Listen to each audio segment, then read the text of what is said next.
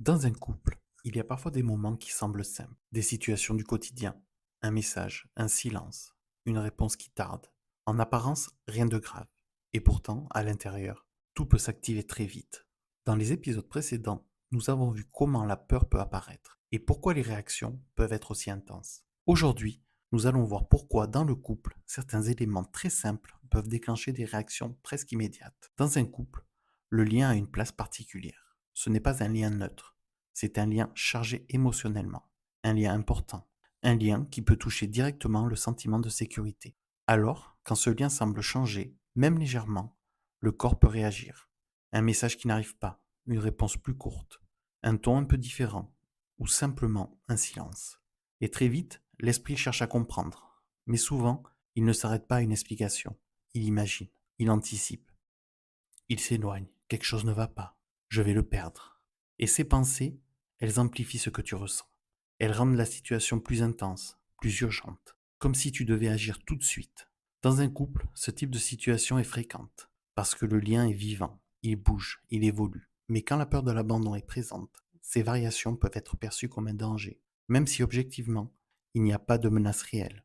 Et à ce moment-là, le corps ne fait pas la différence. Il réagit comme si le lien était réellement en train de se rompre. C'est pour cela que certains déclencheurs semblent disproportionnés, parce qu'ils ne sont pas reliés uniquement au présent. Ils font écho à quelque chose de plus ancien, quelque chose déjà vécu. Et dans un couple, ce phénomène est encore plus fort, parce que l'autre n'est pas neutre. Il représente le lien, la sécurité, la présence. Alors, le moindre changement peut être ressenti comme une perte.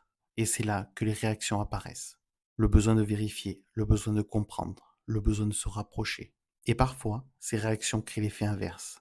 Elles peuvent mettre la pression, créer la distance et renforcer ce que tu redoutes. Dans un couple, ce mécanisme peut s'installer rapidement, sans que tu ne comprennes vraiment pourquoi.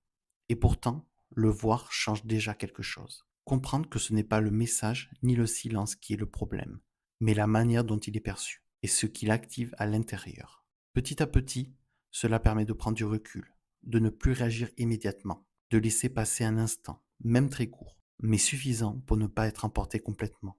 Et c'est là que quelque chose peut évoluer. Dans le prochain épisode, nous allons aller plus loin.